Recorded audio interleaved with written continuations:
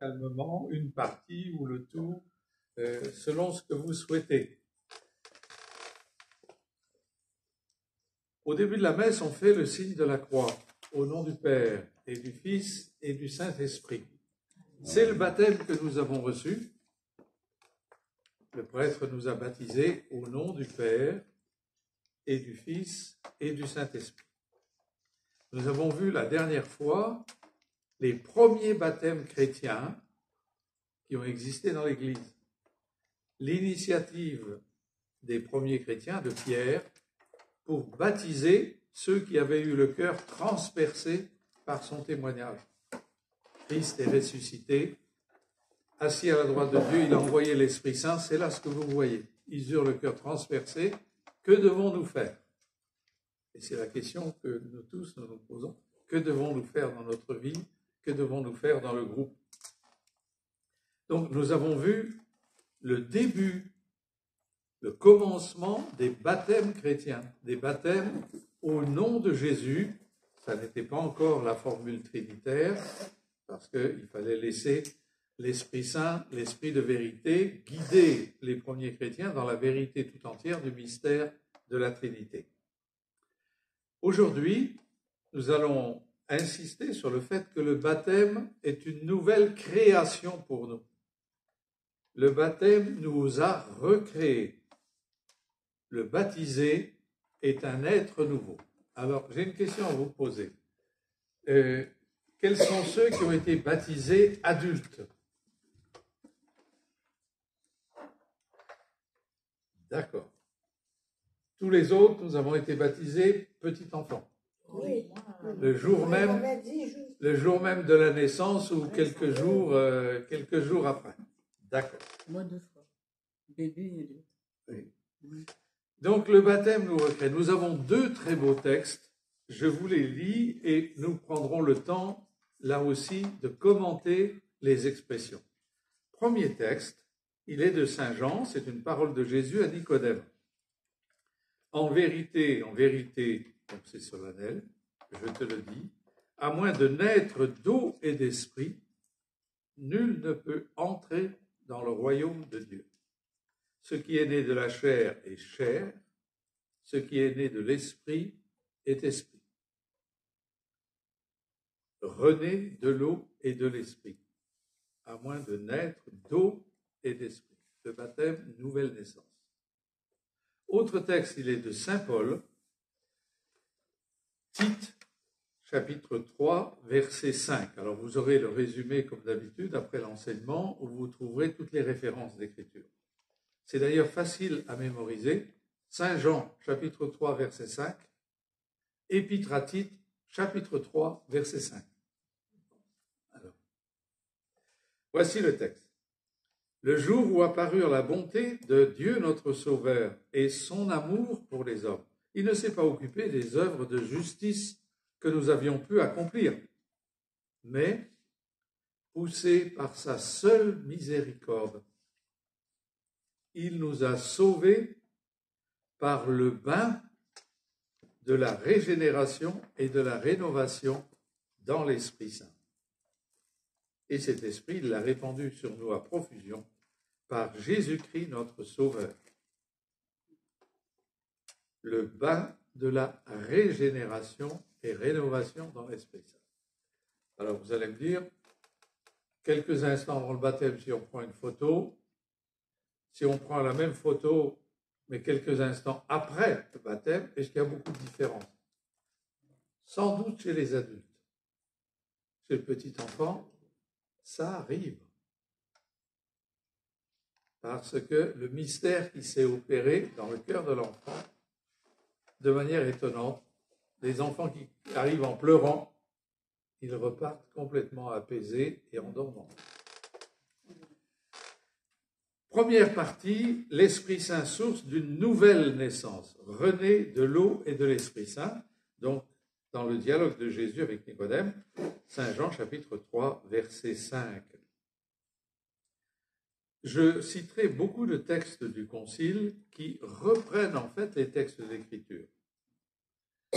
Voici un texte qui est extrait de la Constitution sur l'Église Lumen Gentium. Bon, on cite souvent les textes du Concile avec les deux premiers mots latins. C'est un peu barbare peut-être pour certains d'entre vous. La Constitution sur l'Église numéro 9. Je cite. Ceux qui croient au Christ sont renés non pas d'un germe corruptible, mais du germe incorruptible qui est la parole du Dieu vivant. Entre parenthèses, première épître de Pierre, chapitre 1, verset 23. Et le texte continue, non de la chair, mais de l'eau et de l'Esprit Saint. Et là, référence au texte de Saint Jean, chapitre 3, verset 5. René d'un germe non pas corruptible, mais du germe incorruptible qui est la parole du Dieu vivant. Dans ce texte, la renaissance est plutôt attribuée à la parole de Dieu, mais il est mentionné aussi de l'eau et de l'Esprit Saint. Il y a la synthèse des deux. Alors vous allez me dire à quel moment est-ce qu'on renaît? On va essayer d'approfondir ça. Il y a une vraie renaissance, il y a la naissance physique, physiologique, la vie, avec le premier cri que nous avons poussé, qui a été merveilleux pour les parents, pour la maman. La renaissance pour nous commence par la parole de Dieu. Il y a une tradition qui est représentée par Saint Pierre et Saint Jacques, qui présente justement la parole de Dieu comme étant la source de cette renaissance. La parole nous fait renaître. On va essayer d'approfondir ça. Voici les textes. En obéissant à la vérité, vous avez sanctifié vos âmes pour vous aimer sincèrement comme des frères. D'un cœur pur, aimez-vous les uns les autres sans défaillance. Engendrez de nouveau, d'une semence non point corruptible mais incorruptible, la parole de Dieu vivante et permanente. C'est Saint Pierre qui dit ça dans sa première épître. Engendrer de nouveau, réengendrer, d'une semence qui n'est pas corruptible, comme la semence humaine, mais incorruptible, la parole de Dieu, vivante et permanente. Saint Jacques a aussi une affirmation tout à fait semblable dans son épître. Dieu, le Père des Lumières, chez qui n'existe aucun changement, ni l'ombre d'une variation, a voulu nous enfanter par une parole de vérité, pour que nous soyons comme les prémices de ses créatures. Alors, partons de l'expérience du baptême des adultes.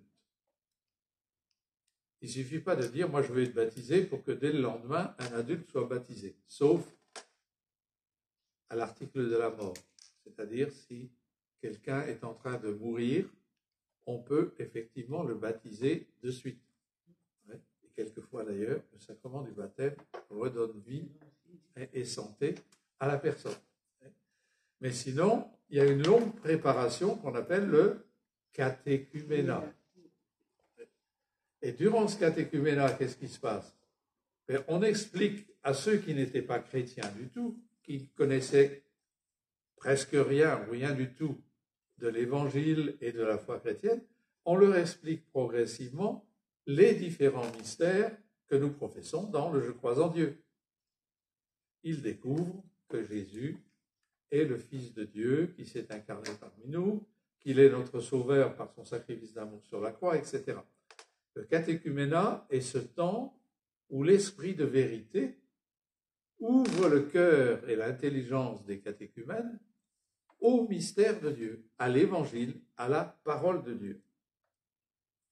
Il y a toute une conversion qui se passe progressivement. Des choses qu'on ne connaissait pas, on les découvre. Des choses auxquelles on ne croyait pas, eh bien, on les accueille dans son cœur et on y croit. Et en fait, cette transformation, elle est très profonde. Et nous la vivons sans nous en rendre compte. Donc maintenant, je voudrais souligner combien nous, chrétiens, dans notre manière de faire, de voir, de penser, nous sommes différents du monde. Il y a une renaissance qui nous est donnée par la parole de Dieu. notre regard, notre manière de voir et de penser sur Dieu, par exemple. Pour certains hommes, Dieu, ça n'existe pas. Dieu est mort. Oui. Pour nous, où Dieu est terrible parce qu'il permet le mal, donc il ne faut pas croire en lui. Pourquoi tous ces cataclysmes? Pourquoi ces maladies, ces accidents? Et on découvre que Dieu est un Père de miséricorde pour nous, qui nous tend les bras, qui nous accueille, qui veut faire de nous ses enfants. Notre regard sur les autres change. Les autres ne sont pas des gens sur lesquels il faut déchaîner sa violence. Ce sont des frères, pas seulement en humanité, partageant la race humaine, l'être humain, mais des frères parce qu'on est de la même famille de Dieu. On est tous enfants de Dieu. Et nous nous regardons ici, la fraternité, c'est bien un lieu où nous nous accueillons profondément. Autre chose qui change, notre regard sur le corps. Quand on entend certaines dire « j'ai un corps et j'en fais ce que je veux », ou qu'on exhibe son corps n'importe comment, sans aucune pudeur, sans aucune... Nous, chrétiens, ça nous choque. Parce que notre corps est le temple de l'esprit, et que notre corps, même s'il a des misères de santé et autres, il est appelé à participer à la résurrection du Christ. Et donc, l'homme ne va pas regarder la femme comme un objet de plaisir ou en sens inverse. Quand on devient chrétien, la parole de Dieu change notre regard. Je n'ai pas un corps, je suis un corps. Je suis corps et âme. Notre regard sur le monde, sur l'univers change. Ce n'est pas un univers qu'on peut exploiter, qu'on peut transformer, dont on peut faire tout ce qu'on veut, n'importe quoi. Nous découvrons que c'est un monde, un univers créé par Dieu.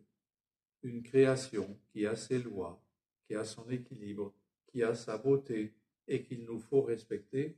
Et aujourd'hui, le mouvement écologique nous le fait découvrir. Notre regard aussi sur le sens de la vie.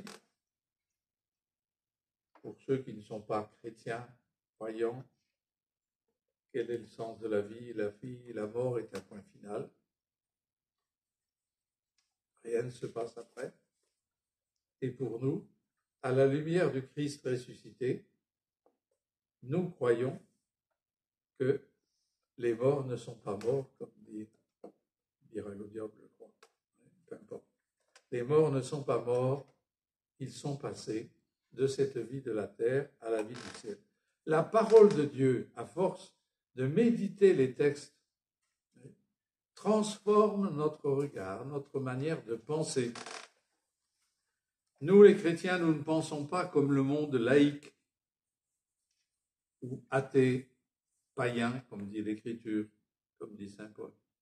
Nous ne pensons pas comme les médias qui nous envahissent, qui nous présentent le monde d'une certaine manière, qui nous présentent une consommation. On a déjà commencé les publicités pour Noël, alors qu'on vient tout juste de fêter la Toussaint. Nous sommes renés de la parole de Dieu. La parole de Dieu nous a fait renaître. Donc il y a cette tradition représentée par saint Pierre et saint Jacques qui présente cette parole de Dieu comme la source, le principe de cette régénération. Et là, nous en vivons même sans nous en rendre compte. Donc c'est pour ça que je le souligne. Saint Jean a aussi cette perspective, mais il parle d'une autre naissance, pas seulement la parole, mais l'Esprit Saint. Saint Jean, on est né de la parole, voici ce qu'il dit au début de son évangile, dans le prologue. À tous ceux qui l'ont accueilli, donc le Verbe de Dieu, il a donné pouvoir de devenir enfants de Dieu, à ceux qui croient en son nom, eux qui ne furent engendrés ni du sang, ni d'un vouloir de chair, ni d'un vouloir d'homme, mais qui ont été engendrés de Dieu. il dit également, ça c'est Saint Jean chapitre 1, chapitre 12, dans sa première épître, il dit également « Quiconque est né de Dieu ne commet pas le péché, parce que sa semence demeure en lui. » La semence de sa parole. Nous ne pouvons pas pécher. Donc, la parole de Dieu nous fait renaître, nous donne un esprit nouveau, nous donne une nouvelle manière de voir les réalités et nous-mêmes. Cette renaissance, elle se passe par la conversion chez un adulte. Chez un enfant baptisé, il faut bien aussi qu'à une étape de notre vie, il y ait cette sorte de conversion de mentalité, ou alors elle se fait durant toute la vie. Une renaissance dans la conversion et par la foi. Saint Paul a une tradition différente. Il attribue la nouvelle naissance à l'Esprit Saint. Dans l'Épître aux Galates, dans l'Épître aux Romains, je ne vais pas citer les textes maintenant, on va y revenir. Saint Jean, comme je disais, a les deux traditions. Renaissance à partir de la parole ou renaissance à partir de l'Esprit Saint. En fait, les deux traditions ne sont pas opposées. Qu'est-ce qui donne force à la parole de Dieu? Qu'est-ce qui permet à la parole de Dieu d'entrer dans notre cœur? Qu'est-ce qui nous permet de comprendre la parole de Dieu? C'est bien l'Esprit Saint. La renaissance de la parole de Dieu ne peut pas s'opérer sans que l'Esprit Saint travaille notre cœur et nous permette de comprendre, d'accueillir la parole de Dieu. La renaissance de l'Esprit Saint, nous allons le voir, qui s'opère de manière tout à fait particulière au moment même du baptême, en fait, commence avant, quand on se convertit adulte et qu'on commence à croire. Saint Augustin en tire une conclusion par rapport aux donatistes. C'était un groupe chrétien qui est devenu une secte et qui disait qu'il fallait rebaptiser ceux qui avaient déjà été baptisés. Bon.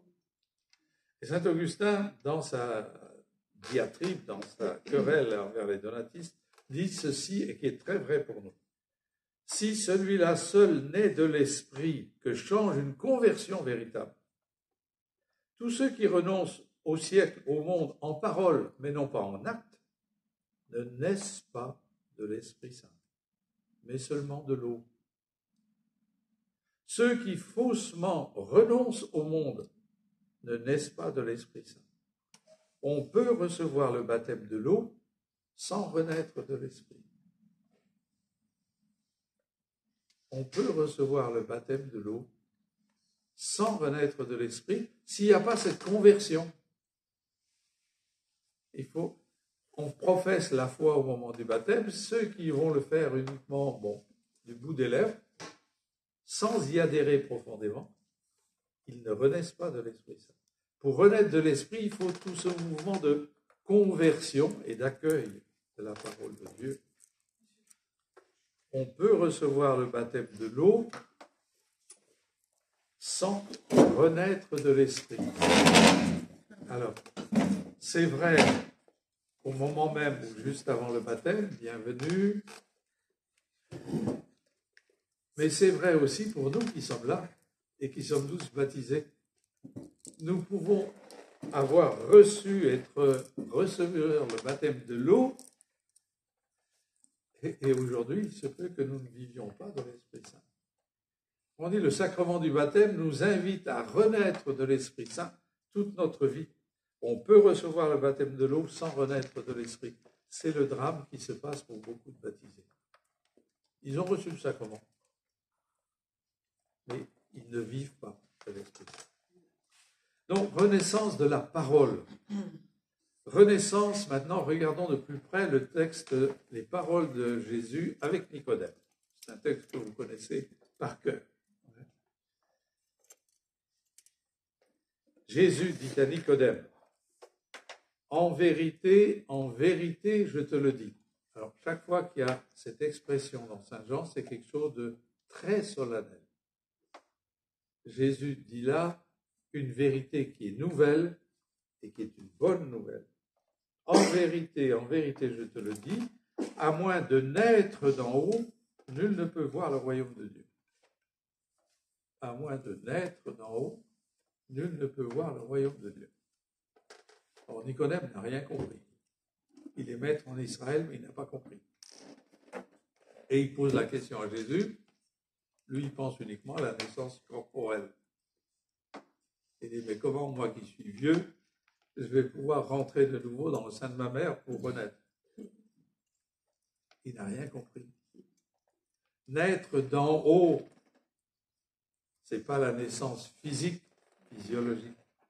C'est une naissance évidemment spirituelle qui est nouvelle. Et donc Jésus continue. En vérité, je te le dis, à moins de naître d'eau et d'esprit, nul ne peut entrer dans le royaume de Dieu. Ce qui est né de la chair est chair. Ce qui est né de l'esprit est esprit. Cette alliance des deux mots eau et esprit, du coup, nous fait penser à l'eau du baptême, bien sûr. Et Saint Jean, qui a écrit son évangile à la fin du 1er siècle, a déjà pratiqué le baptême depuis le jour de la Pentecôte. Et donc, quand il écrit naître d'eau et d'esprit, il nous présente le sacrement du baptême comme le sacrement de la naissance de l'Esprit Saint. À moins de naître d'eau et d'esprit. Cette tradition biblique, donc de Saint Jean, nous est très précieuse, évidemment, et elle revient souvent dans les textes conciliaires. Les pères de l'Église l'ont approfondie. Vous trouverez en note les références à quelques noms de pères de l'Église que vous connaissez, Saint Jean Chrysostome, Saint Cyril d'Alexandrie, Saint Basile, Saint Cyril de Jérusalem. Ils ont fait des catéchèses sur le baptême et c'est l'un des textes qu'ils ont beaucoup commenté. Naître d'eau et d'Esprit Saint. La naissance spirituelle de l'Esprit commence au moment du baptême. Naître d'eau et d'Esprit. L'Esprit Saint, alors ça c'est une expression d'un théologien orthodoxe, mais nous avons à découvrir des merveilles dans leur théologie. L'Esprit Saint fait de l'eau baptismale le véhicule de l'énergie divine, c'est-à-dire le moyen de l'énergie divine, le signe sensible de sa puissance vivifiante, créatrice de la nouvelle vie. L'Esprit Saint saisit l'eau du baptême, la sanctifie, pour en faire une source de vie pour l'enfant ou l'adulte qui est baptisé. L'Esprit Saint qui a agi au moment de la création, il planait sur les eaux, vient sur les eaux du baptême et fait des eaux du baptême une eau qui sanctifie, qui purifie, qui réalise ce que nous avons médité tout à l'heure, les textes d'Ézéchiel et de Jérémie. Toute la tradition a vu dans cette mention de l'eau une allusion au baptême qui est ainsi présenté pour nous comme le sacrement de la renaissance de l'Esprit, naître d'eau et d'Esprit Saint, pour pouvoir entrer et voir le royaume de Dieu. Les croyants sont dits renés non pas de la chair mais de l'eau et de l'Esprit Saint dans le Concile Vatican II, Constitution sur l'Église numéro 9.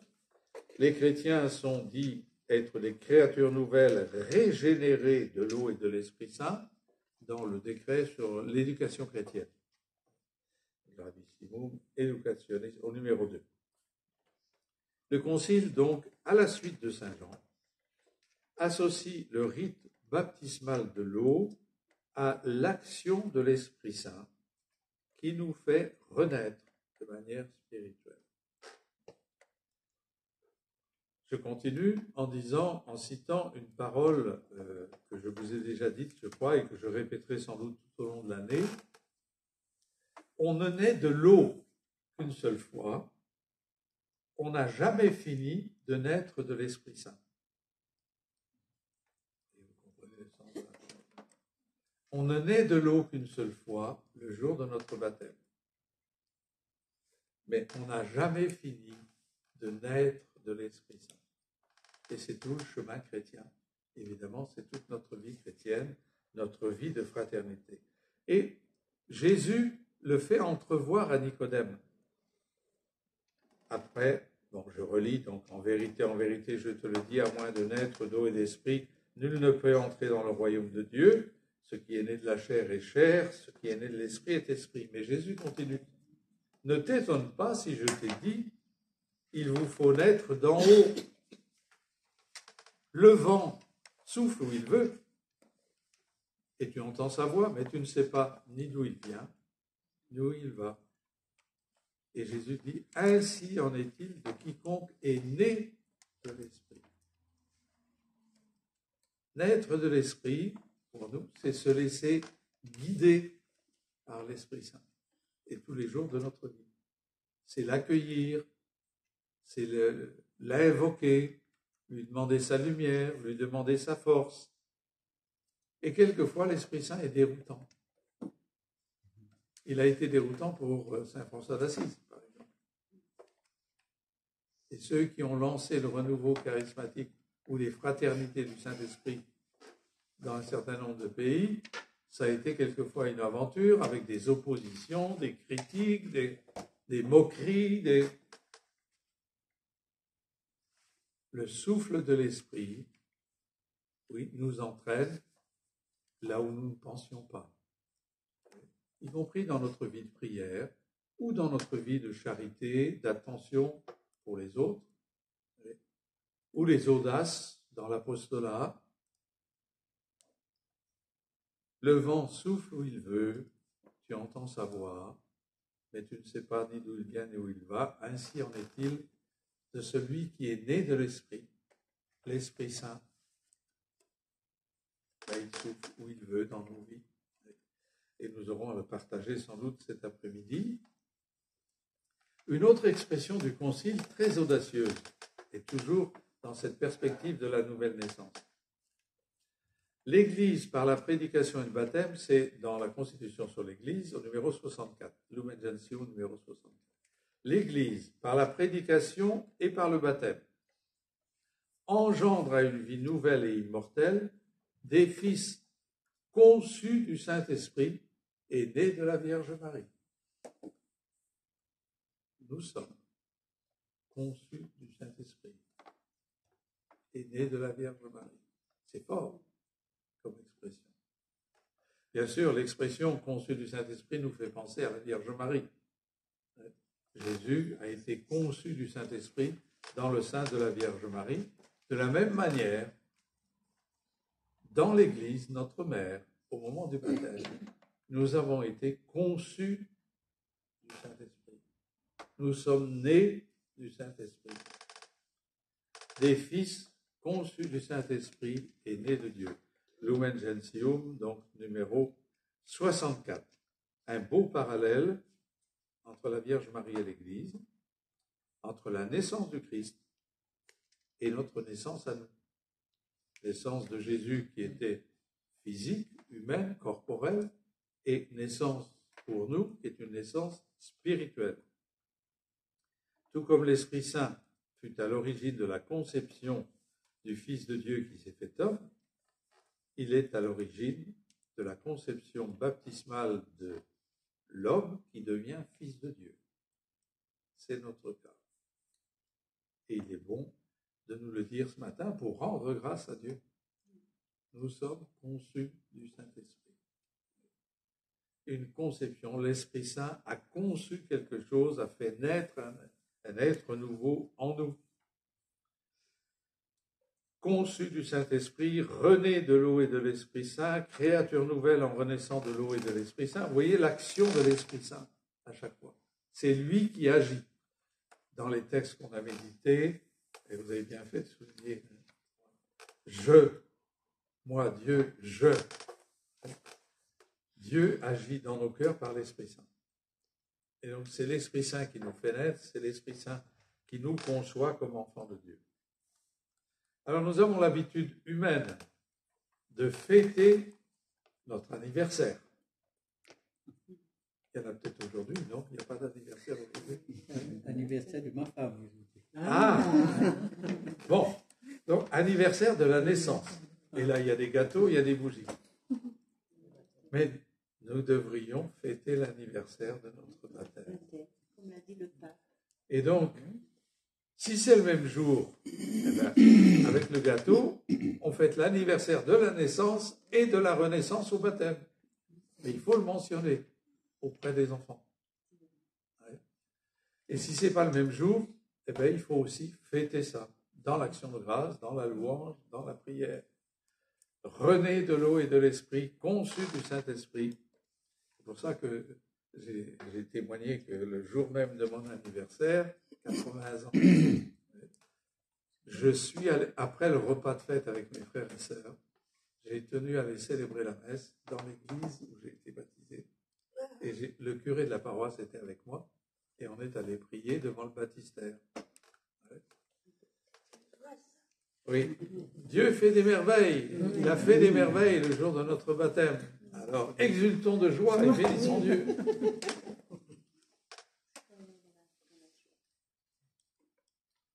Donne-nous, Seigneur, un cœur nouveau, mais en nous, Seigneur, un esprit nouveau. On vient de voir le texte de Saint Jean, surtout. René de l'eau et de l'Esprit Saint. Nous allons aborder maintenant le deuxième texte, le texte de Saint Paul à Tite. Là aussi, chapitre 3, verset 5, dans les deux cas. Je relis le texte et nous allons prendre le temps de l'approfondir. Il est très fort et très riche. Poussé par sa seule miséricorde, et non pas à cause de nos mérites. Mike, tu l'as dit tout à l'heure. Poussé par sa seule miséricorde, Dieu le Père nous a sauvés par le bain de régénération et rénovation dans l'Esprit Saint. Et cet Esprit, il l'a répandu sur nous à profusion. Ce texte, il est très fort. Malheureusement, il n'est jamais cité par le Concile Vatican II. C'est dommage. Alors, je le souligne. Nous, on va l'approfondir maintenant. Tous les mots sont importants. Le bain, qui désigne le baptême. Dieu nous a sauvés par le baptême. Qu'est-ce qu'opère le baptême en nous, selon saint Paul? Le bain de la régénération. Nous sommes réengendrés. On va approfondir ce mot-là. Nous avons été engendrés par l'amour de nos parents à la vie humaine terrestre. Au baptême, nous sommes réengendrés par le Père des cieux par son Fils Jésus-Christ et dans l'Esprit Saint. Un baptême de régénération et de rénovation. La nouveauté, donne-nous, Seigneur, un cœur nouveau, un esprit nouveau. Et tout cela par l'Esprit Saint. Le bain de régénération et de rénovation de l'Esprit Saint. Oui, c'est un texte très fort. Approfondissons chacune de ces expressions. Un bain de régénération. Qu'est-ce que ça veut dire? Nous avons été réengendrés à une vie nouvelle par l'Esprit Saint. Plusieurs textes conciliaires insistent sur ce thème de régénération engendrée à. Voici un texte, et c'est dans le décret missionnaire, cette fois-ci, donc qui nous touche tout particulièrement, nous, missionnaires spirituels. Ad Gentes, donc le décret missionnaire. Ad Gentes numéro 15. L'Esprit Saint engendre à une nouvelle vie ceux qui croient au Christ dans le sein de la fontaine baptismale. L'Esprit Saint engendre à une nouvelle vie, à une vie nouvelle, ceux qui croient au Christ, il les engendre dans le sein de la fontaine baptismale. Donc le texte conciliaire met en valeur l'Esprit Saint et le baptême pour le don, la réception, l'acquisition de cette vie nouvelle. Un autre texte, au numéro précédent, à Genèse 14, dit « Les baptisés sont délivrés de la puissance des ténèbres ». L'aspect de conversion et l'esprit de lumière qui vient chasser les ténèbres. Délivrés de la puissance des ténèbres, morts avec le Christ, ensevelis avec lui, ressuscités avec lui, l'Esprit Saint nous donne la vie. Nous sommes engendrés, non pas à la vie corporelle, nous l'avons déjà. Nous sommes engendrés à la vie spirituelle, à la vie du cœur, à la vie d'enfant de Dieu. Voici une phrase d'un paragraphe que nous citerons tout au long de l'année, Lumen Gentium numéro 4, c'est-à-dire la Constitution sur l'Église. Numéro 4, c'est le paragraphe tout entier consacré à l'Esprit Saint. Je vous donnerai plus tard le texte intégral. C'est un texte très riche où nous trouvons beaucoup de références bibliques et qui décrit ce qu'est l'Esprit Saint en nous et dans l'Église. Voici une des phrases. « C'est lui l'Esprit de vie, la source d'eau jaillissant pour la vie éternelle. » Confère Saint Jean, chapitre 4, chapitre 7. Je vais revenir sur ces textes.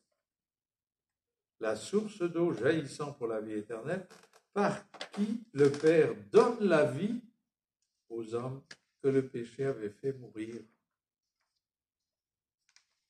Le péché avait fait mourir en nous la vie divine, le péché originel, ou le péché mortel, fait mourir en nous la vie de Dieu, la vie du Christ, la vie d'enfant de Dieu.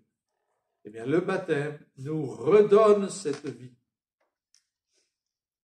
L'Esprit est l'Esprit de vie par qui le Père donne la vie aux hommes. Ceux qui étaient morts au péché avant le baptême sont devenus vivants par l'Esprit qui leur est donné. Et Saint Paul, le texte ajoute, c'est beau parce que ce n'est pas fini, c'est déjà fait pour nous, mais il y a encore des choses à venir. En attendant de ressusciter dans le Christ leur corps mortel. L'Esprit Saint qui nous est donné au baptême est l'Esprit de vie, mais c'est les arts. L'Esprit nous est totalement donné, mais il n'a pas totalement achevé son œuvre. C'est-à-dire, il est présent dans notre cœur, mais notre corps est encore un corps terrestre. Et ce corps, nous le savons, est appelé à participer à la résurrection de Jésus. Et donc, le texte dit, en attendant de ressusciter dans le Christ leur corps mortel. L'Esprit Saint est germe d'immortalité en nous. Il est l'Esprit de vie éternelle. Cette vie éternelle coule déjà dans notre cœur. Nous en vivons. Mais l'Esprit Saint n'a pas encore transfiguré, glorifié, transformé notre corps. Notre corps est encore un corps limité, parfois un corps de misère, avec les misères de l'âge, de la maladie, des infirmités. Je relis tout ce paragraphe. Phrase donc de Lumen Gentium numéro 4. C'est lui l'Esprit de vie, la source d'eau jaillissant pour la vie éternelle, par qui le Père donne la vie aux hommes que le péché avait fait mourir, en attendant de ressusciter dans le Christ leur corps mortel. La phrase que je viens de relire ne parle pas du baptême. Le baptême est un moment dans notre vie, mais il parle de la vie des baptisés. Cette vie continue après le baptême, et c'est pour ça que nous en parlons aujourd'hui. La portée de l'affirmation de la phrase conciliaire, évidemment, ne s'arrête pas au baptême, elle continue pour nous, elle est valable aujourd'hui pour nous baptiser. L'Esprit Saint est esprit de vie, il nous donne la vie, à nous qui étions morts par le péché, il nous engendre à la vie divine, à la vie d'enfant de Dieu. nous sommes engendrés à la vie de l'Esprit, cette eau vive pour notre cœur. Là, nous connaissons bien ce thème de l'eau vive, et il y a deux passages, surtout dans Saint Jean, l'un avec la Samaritaine, mais c'est à demi-mot. Jésus ne mentionne pas explicitement l'Esprit Saint. Il parle de l'eau vive. Si tu savais le don de Dieu, et c'est toi qui lui demanderais de l'eau vive. Jésus ne peut pas encore révéler l'Esprit Saint. Il le fera plus tard à la dernière scène de manière explicite. Il le fait à travers des images. À Nicodème, il a parlé du vent, il a employé le mot de l'Esprit. Donc, à la Samaritaine, il emploie l'image de l'eau vive. Si tu savais le don de Dieu, qui est celui qui te dit « Donne-moi à boire », c'est toi qui l'en aurais prié, il t'aurait donné de l'eau vive. Quiconque boit de cette eau-là du puits aura soif à nouveau, mais qui boira de l'eau que je lui donnerai, l'Esprit Saint, n'aura plus jamais soif d'autre chose. L'eau que je lui donnerai deviendra en lui source d'eau jaillissant en vie éternelle. Donc ça, c'est là, avec la Samaritaine, chapitre 4. Chapitre 7. Grande fête des tabernacles, des tentes, pour commémorer le pèlerinage dans le désert et l'alliance nouvelle au Sinaï, et le rocher d'où a jailli l'eau vive. Jésus, voici ce que dit le texte, chapitre 7 de Saint Jean.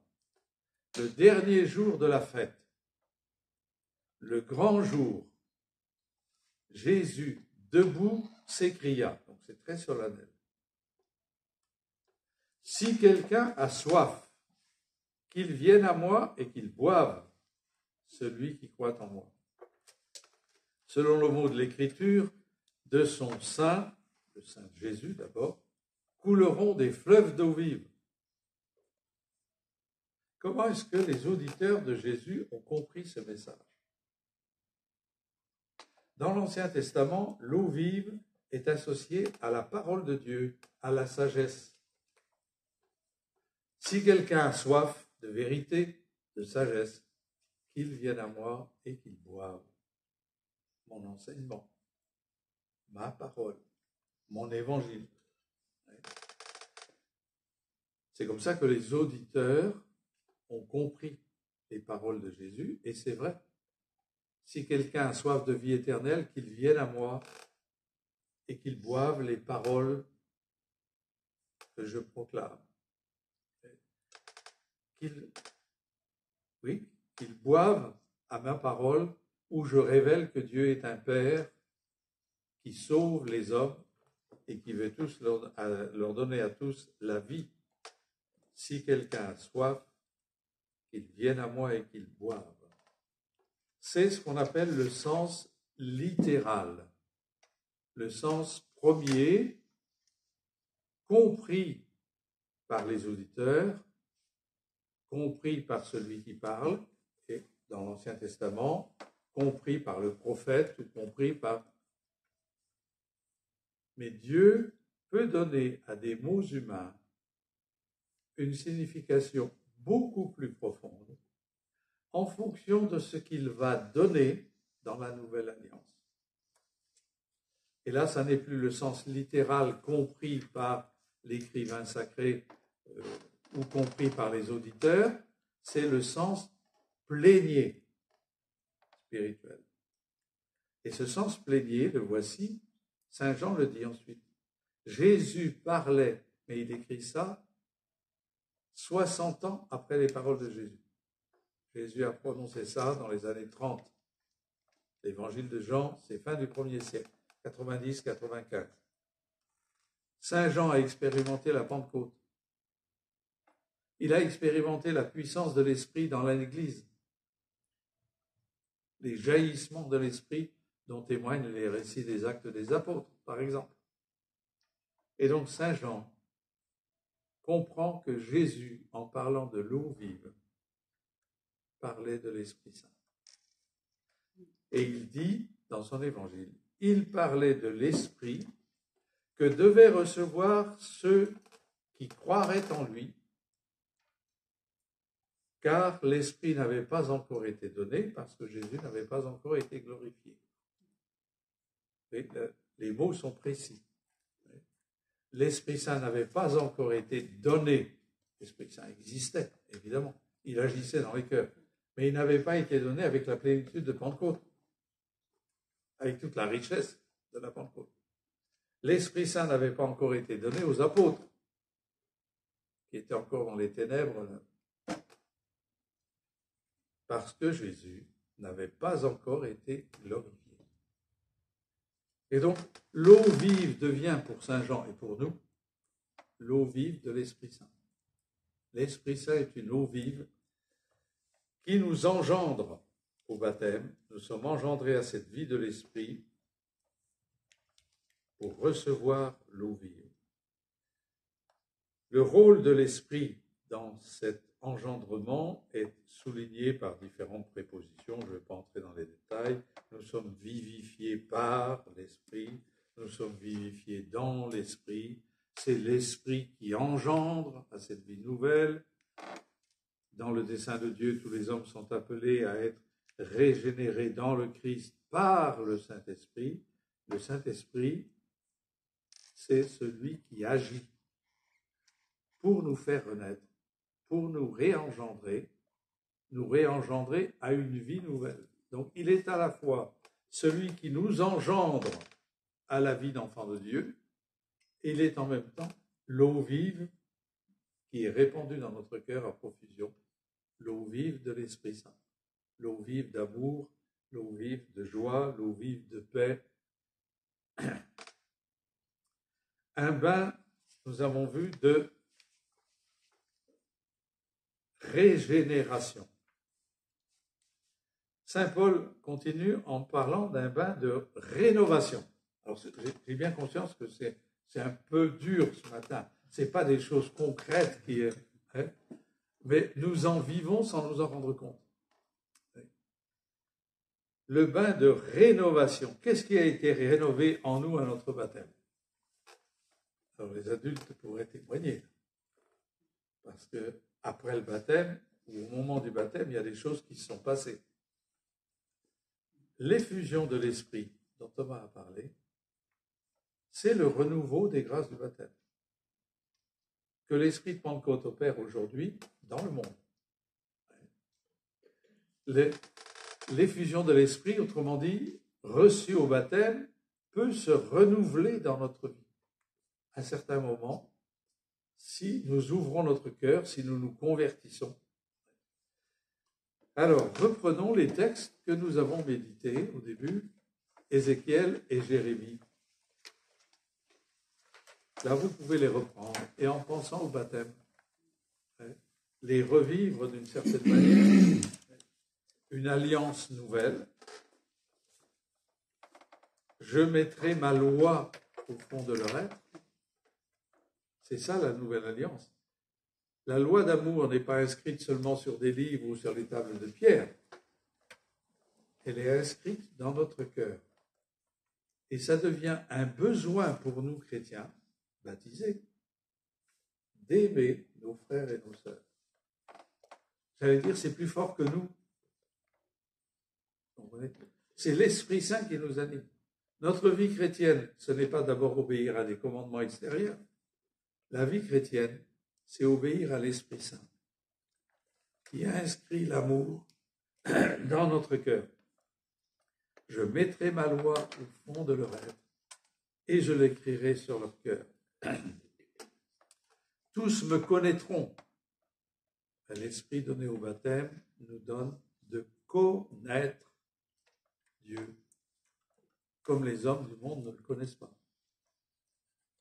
Comme un père de miséricorde, un père qui aime ses enfants, un père qui veut les sauver.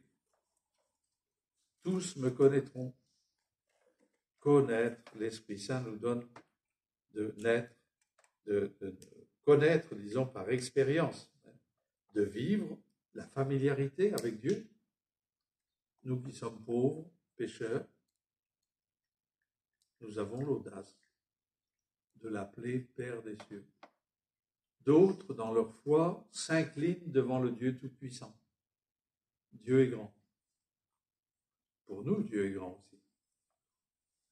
Et nous restons debout à la messe. Et nous disons, notre Père qui est aux cieux.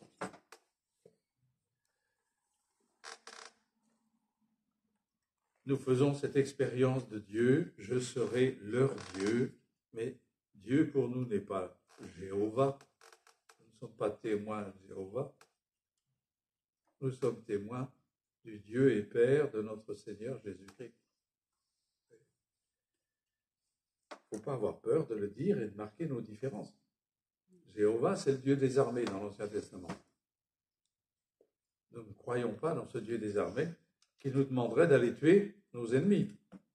C'était l'Ancien Testament. Nous croyons dans un Dieu de paix qui nous demande d'aimer même nos ennemis. Tous me connaîtront du plus petit jusqu'au plus grand. Je répandrai sur vous une eau pure, le texte d'Ézéchiel. Plusieurs d'entre vous ont repris cette expression et c'est ce qui se passe au baptême, effectivement. Nous sommes purifiés du péché. Pour les adultes, ils n'ont pas besoin de se confesser avant le baptême. C'est le baptême qui les purifie de leurs péchés, de leurs fautes personnelles. Pour nous qui avons été baptisés enfants, nous n'avions pas encore commis de fautes graves. Pourtant, le mal était dans notre cœur. Le péché originel, la marque de Satan. Au baptême, nous avons été purifiés. Le baptême nous a lavés de cette marque du péché. Purifiés de toutes nos souillures, de toutes nos ordures, dit le texte. Nous avons été purifiés. Autre thèse, et vous l'avez souligné, je vous donnerai un cœur nouveau, j'ôterai de votre chair le cœur de pierre,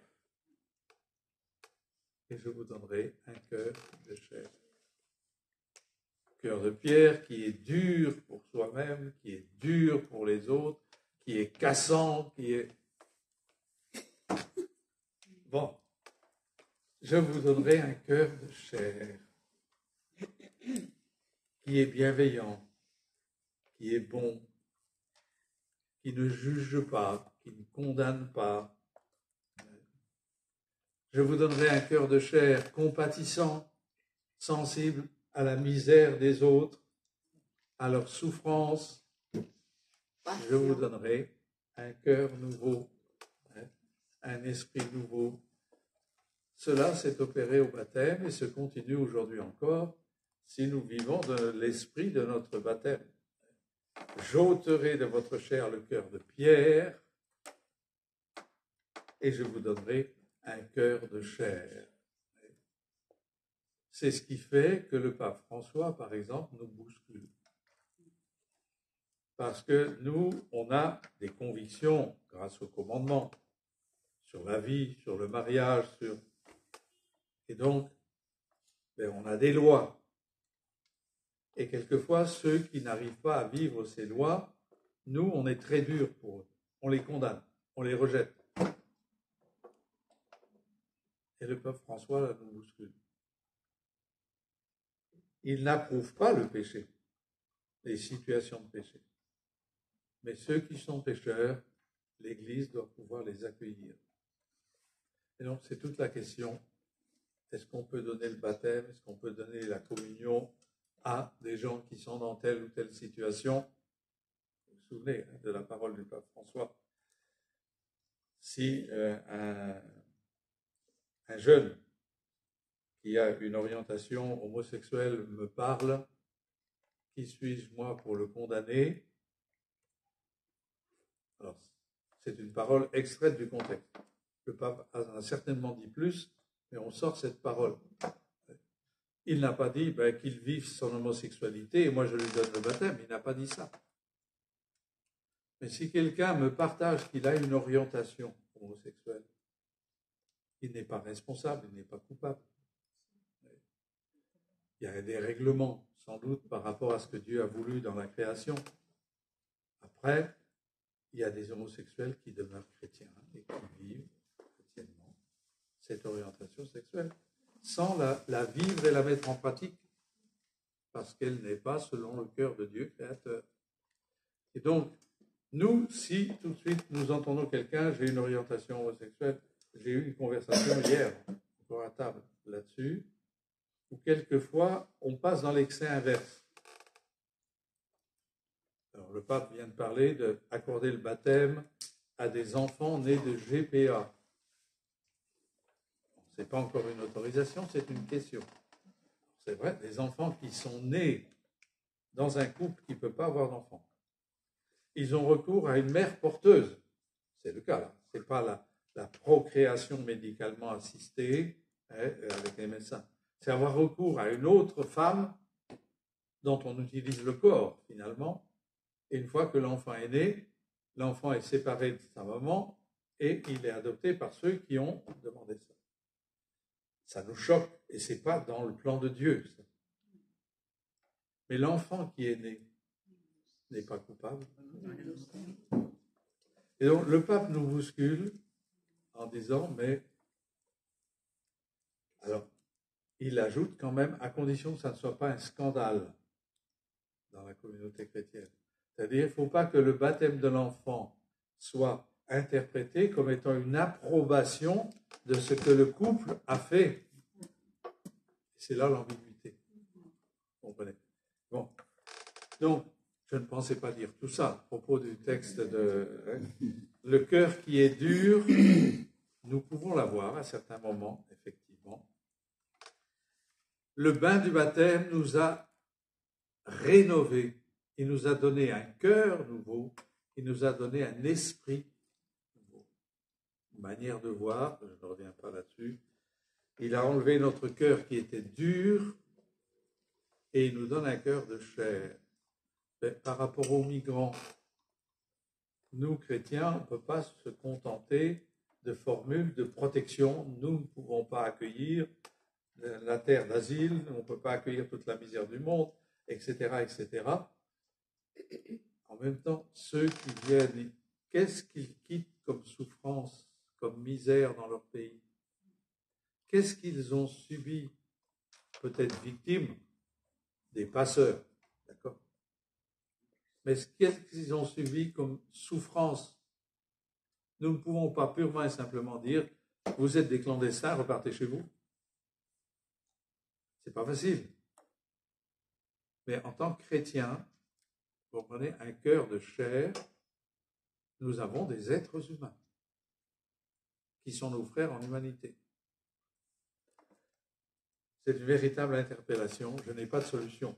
Je ne prétends pas faire la politique, mais quand on prend des décisions qui sont peut-être nécessaires sur un plan national, il faut faire attention que notre cœur ne devienne pas dur,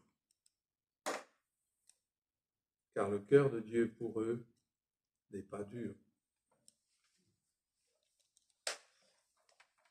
La loi d'amour est inscrite dans notre cœur. Donc, la rénovation opérée au baptême, en fait, modifie, purifie, change notre cœur et change notre esprit, notre intelligence, notre manière de voir. Et donc, il ne faut pas avoir peur, quelquefois dans les discussions. Ça m'est arrivé à table hier.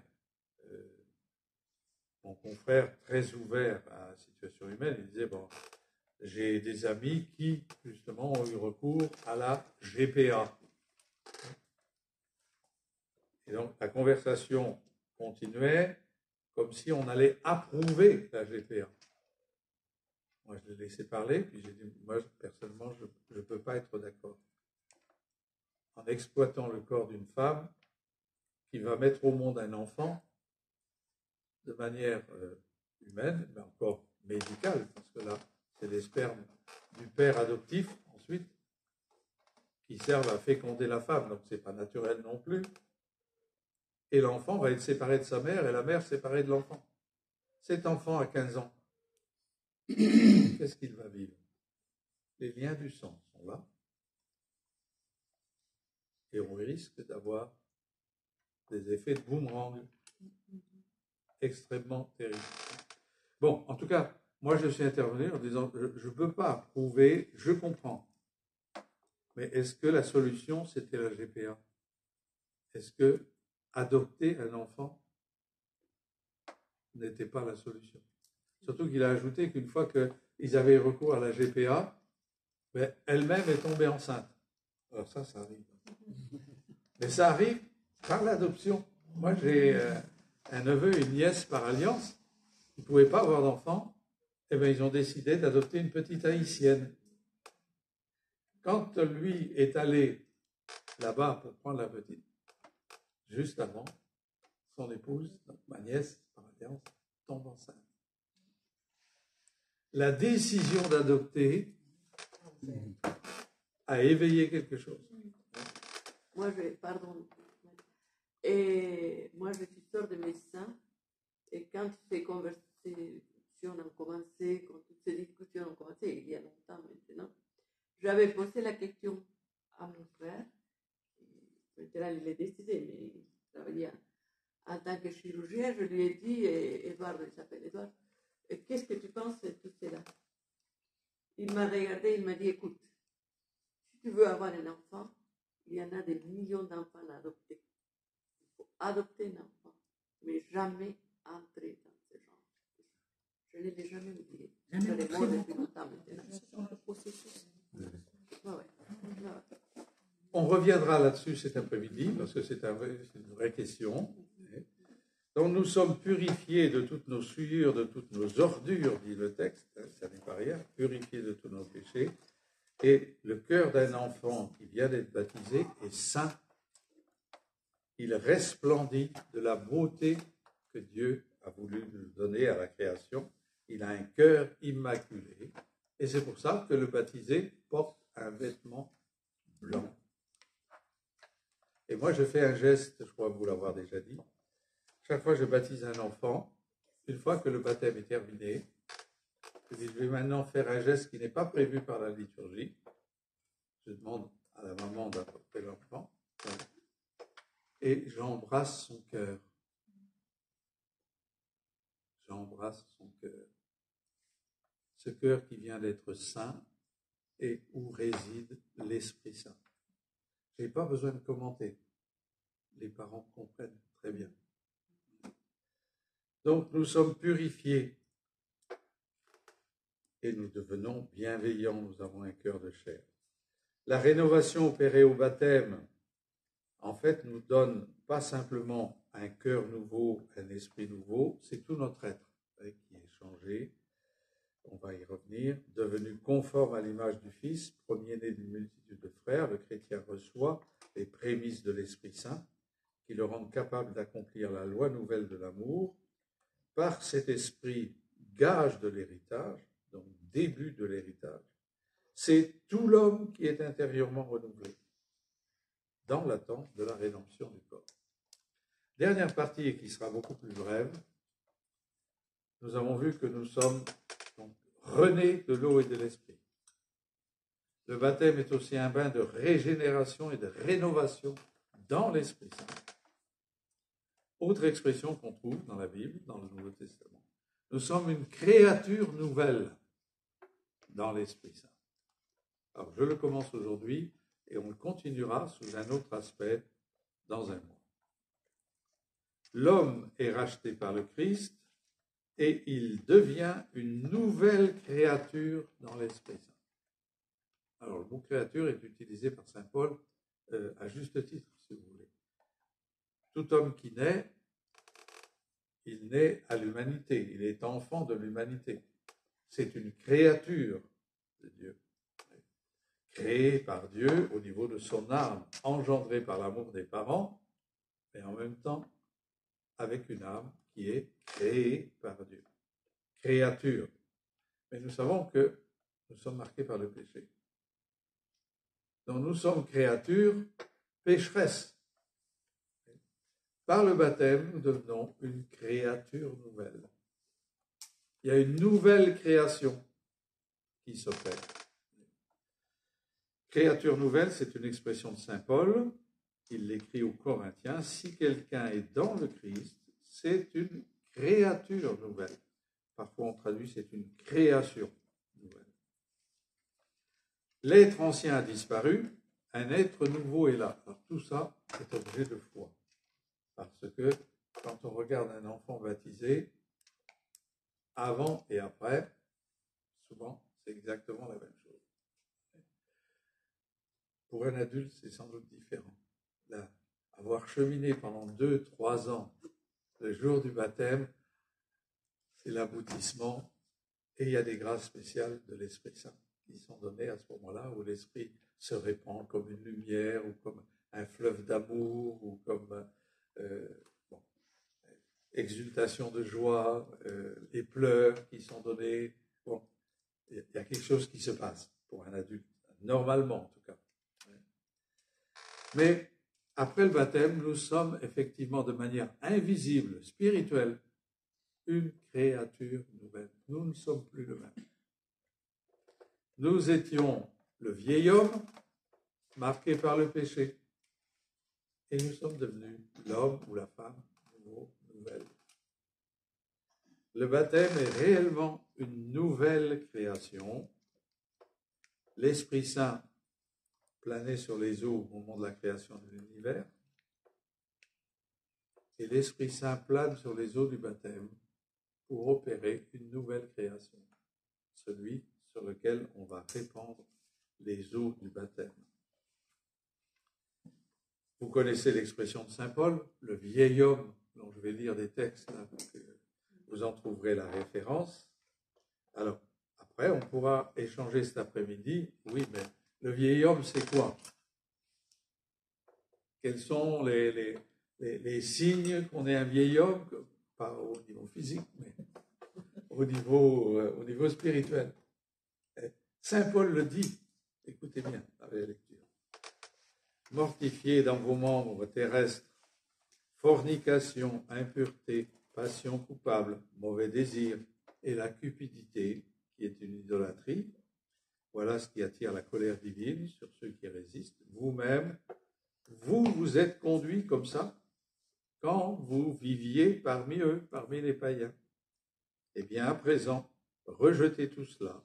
Colère, emportement, malice, outrage, vilains propos doivent quitter vos lèvres. Ne vous mentez plus les uns aux autres. Vous vous êtes dépouillés du vieil homme avec ses agissements. Vous avez revêtu l'homme nouveau, celui qui s'achemine vers la vraie connaissance en se renouvelant à l'image de son Créateur. Plus question de grec, d'hommes, de femmes, de circoncis, d'incirconcis, de barbares, d'étrangers. Il n'y a que le Christ. Vous, les élus de Dieu, c'est saint, c'est bien-aimé. Revêtez des sentiments de tendre compassion, de bienveillance, d'humilité, de douceur, de patience. Supportez-vous les uns les autres et pardonnez-vous mutuellement si l'un a contre l'autre quelque chose de plainte. Le Seigneur vous a pardonné, faites de même à votre tour, et puis par-dessus tout, la charité. Avec cela, que la paix du Christ règne dans vos cœurs. Tel est bien le terme de l'appel qui vous a rassemblés en un même corps. Vous trouvez tout ce texte dans l'Épître aux Colossiens, chapitre 3, versets 9 et suivants. Dans les Éphésiens, c'est pratiquement la même chose. Il vous faut abandonner votre premier genre de vie, dépouiller le vieil homme, qui va en se corrompant au fil des convoitises décevantes, pour vous renouveler par une transformation spirituelle de votre jugement, revêtir l'homme nouveau, qui a été créé selon Dieu dans la justice et la sainteté de la vérité. Dès lors, plus de mensonges. Que chacun dise la vérité à son prochain. Ne sommes-nous pas membres les uns des autres? Emportez-vous, mais ne commettez pas le péché. Que le soleil ne se couche pas sur votre colère. Il ne faut pas donner prise au diable. que celui qui volait ne vole plus, qu'il prenne plutôt la peine de travailler de ses mains au point de pouvoir faire le bien en secourant les nécessiteux. De votre bouche ne doit sortir aucun mauvais propos, mais plutôt toute bonne parole capable d'édifier quand il le faut et de faire le bien à ceux qui l'entendent. Ne contristez pas l'Esprit Saint de Dieu qui vous a marqué de son sceau pour le jour de la rédemption. Aigreur, emportement, colère, clameur, outrage, tout cela doit être extirpé de chez vous avec la malice sous toutes ses formes. Montrez-vous au contraire bons et compatissants les uns pour les autres, vous pardonnant mutuellement comme Dieu vous a pardonné. Éphésiens chapitre 4. C'est Saint Paul qui l'a dit. C'est pas moi. Saint Paul était contre ça jusqu'à la fin de sa vie.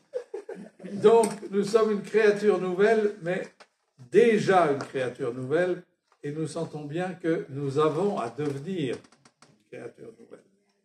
Pour vivre la parole de Saint Paul, nous voyons bien tous les efforts qu'il nous reste à faire.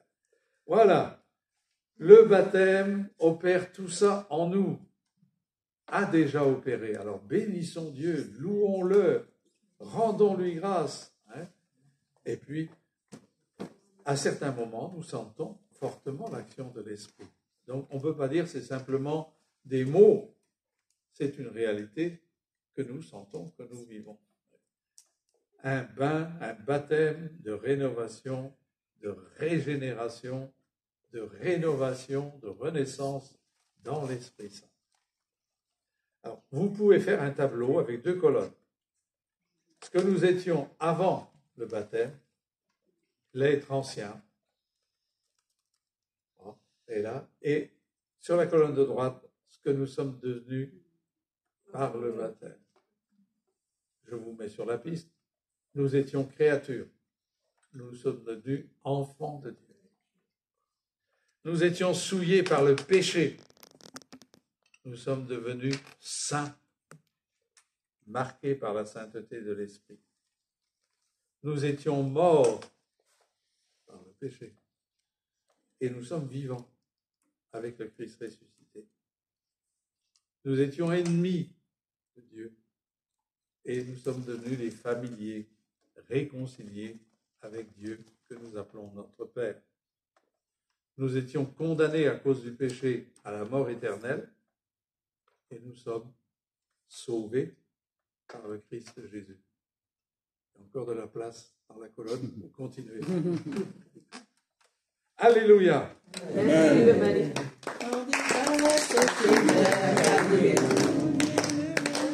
Rendez grâce au Seigneur car il est bon. Rendez grâce au Seigneur car il est bon. Éternel est son amour. Voilà, alors il y aura des questions, on aura le temps d'échanger cet après-midi. Je vous ai parlé longuement. Vous éprouvez sans doute le besoin de changer un peu, de vous lever. Alors, avant ça, que je vous donne quelques explications par rapport au repas. Alors, il faut arrêter là, la vidéo, on va couper.